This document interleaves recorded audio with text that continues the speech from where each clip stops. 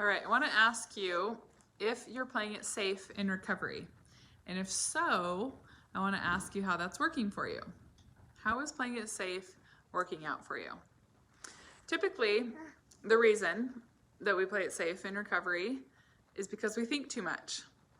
We know what we need to do. We understand the kind of gut instinct that we need to recover. We know what we need to do to recover. If you've watched this channel at all, you know what it takes to recover.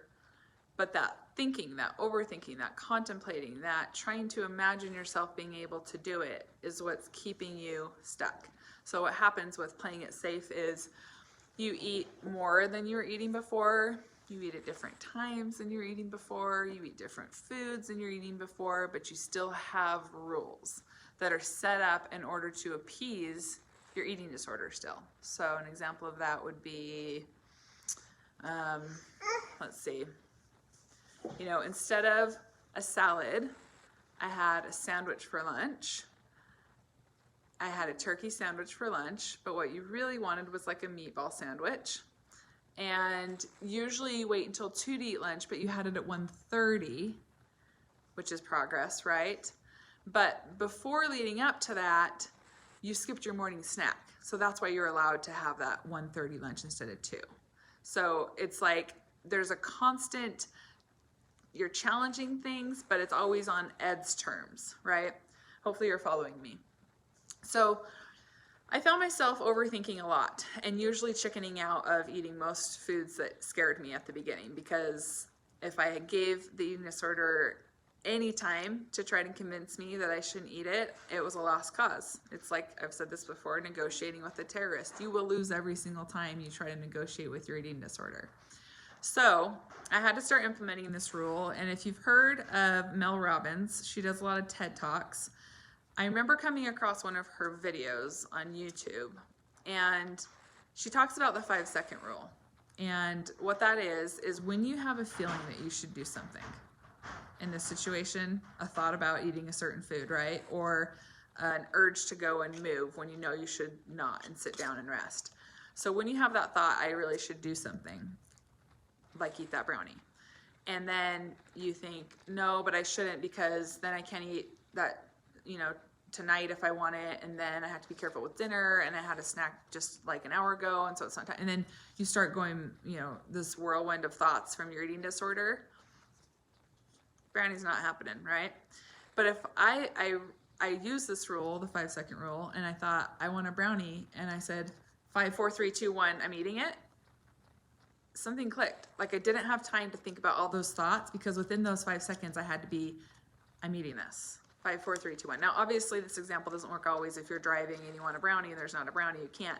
But what I would do is like 5, 4, 3, 2, 1. The decision's made. I'm having a brownie as soon as I can get one. That's how I had to implement that rule when I wasn't able to. This helped a ton with exercise compulsion. When I felt like I wanted to get up and I was kind of pacing or moving around, it's like 5, 4, 3, 2, 1. Sit your body down right now. And I had to get really firm with myself. And so I'm going to link this. This isn't the video that I listened to, but it's very similar, and it's by the same person, and it's the same message where she talks about the 5-second rule. I'm going to link it in the description below. It's like an 11-minute YouTube video, but I have to give out a huge disclaimer. Okay.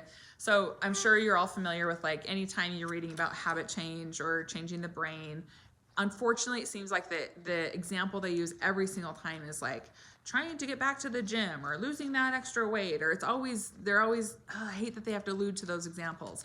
And so in minute 7 and right around minute 9, she mentions about getting herself back to the gym. And I could see how that you could allow that to be triggering.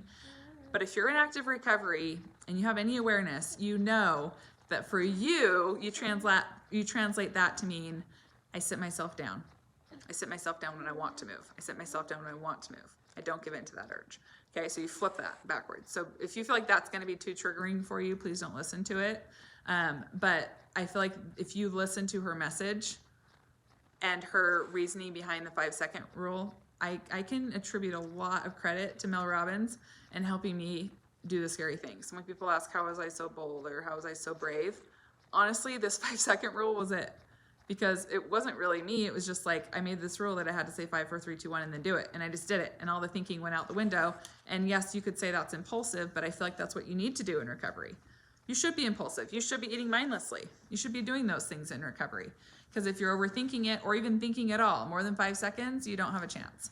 So give it a listen if you feel like it, if you can discern, you know, the information she's giving in that minute 7. She just briefly says it, and then in minute 9, I believe.